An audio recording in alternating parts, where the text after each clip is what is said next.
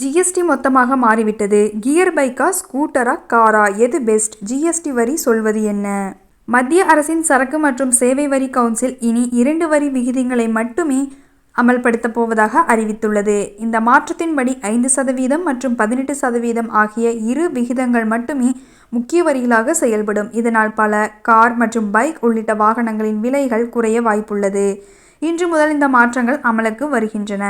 குறிப்பிட்ட சில பொருட்களுக்கு மட்டும் 40% சிறப்பு வரி விதிக்கப்படும். இதில் பான் மசாலா, சிகரெட், சர்க்கரை சேர்க்கப்பட்ட, காற்றூட்டப்பட்ட மற்றும் கார்பனேட்டட் பானங்கள் ஆகியவை அடங்கும். நடுத்தர வர்க்கத்தினர் பயன்படுத்தும் பல பொருட்கள் 18% வரி வரம்பிற்குள் கொண்டுவரப்பட்டுள்ளன. தொலைக்காட்சிகள், ஏர் கண்டிஷனர்கள் மற்றும் 350 cc-க்கு குறைவான மோட்டார் சைக்கிள்கள் போன்றவையும் இந்த வரி விகிதத்தில் சேர்க்கப்பட்டுள்ளன. மத்திய நிதியமைச்சர் நிர்மலா சீதாராமன் அலுவலகம் எக்ஸ் தளத்தில் வெளியிட்ட பதிவில் இந்த சீர்திருத்தங்கள் பல துறைகளையும் பல்வேறு அம்சங்களையும் மையமாக கொண்டுள்ளன என குறிப்பிட்டது. ஜிஎஸ்டி குழு கூட்டத்திற்கு பிறகு வெளியான விரிவான விளக்கத்தின்படி சில வாகனங்களுக்கு வரி குறைக்கப்பட்டுள்ளது. 1200 cc-க்கு குறைவான பெட்ரோல், எல்பிஜி, சிஎன்ஜி வாகனங்கள் மற்றும் 1500 cc-க்கு குறைவான டீசல் வாகனங்கள் ஆகியவற்றுக்கான வரி 28%லிருந்து 18%-ஆக குறைக்கப்பட்டுள்ளது. ஆனால் சில வாகனங்களுக்கு ஜிஎஸ்டி வரி அதிகம் விதிக்கப்படும்.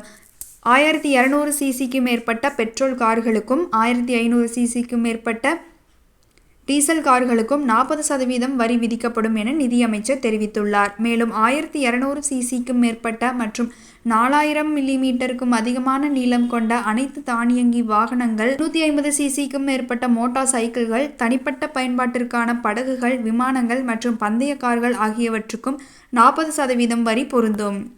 மின்சார வாகனங்களுக்கான ஜிஎஸ்டி வரி தொடர்ந்து 5%-ஆகவே உள்ளது. டிஷ்வாஷர்கள், மானிட்டர்கள் மற்றும் ப்ரொஜெக்டர்கள் போன்ற பிற ஆடம்பர பொருட்கள் 18% வரி வரம்பிற்குள் கொண்டுவரப்பட்டுள்ளன. சிமெண்ட்டுக்கான ஜிஎஸ்டி 28%-லிருந்து 18%-ஆக குறைக்கப்பட்டுள்ளது.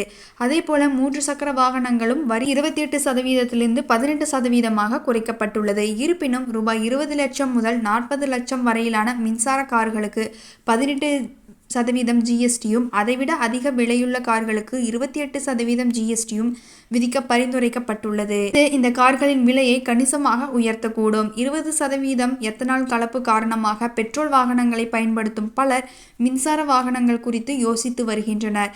தற்போது 5%-ஆக உள்ள மின்சார வாகனங்களுக்கான ஜிஎஸ்டி 18%-ஆக உயர்த்தப்பட வாய்ப்புள்ளது. சுமார் 40 லட்சம் ரூபாய்க்கும் மேல் விலையுள்ள ஆடம்பர மின்சார கார்களுக்கு ஜிஎஸ்டியை கணிசமாக உயர்த்த வரிக்குழுமம் பரிந்துரைத்துள்ளது. இது அமெரிக்காவின் டெஸ்லா முதல் சீனாவின் BYD வரையிலான பல நிறுவனங்களுக்கு ஒரு பின்னடைவாக இருக்கும்.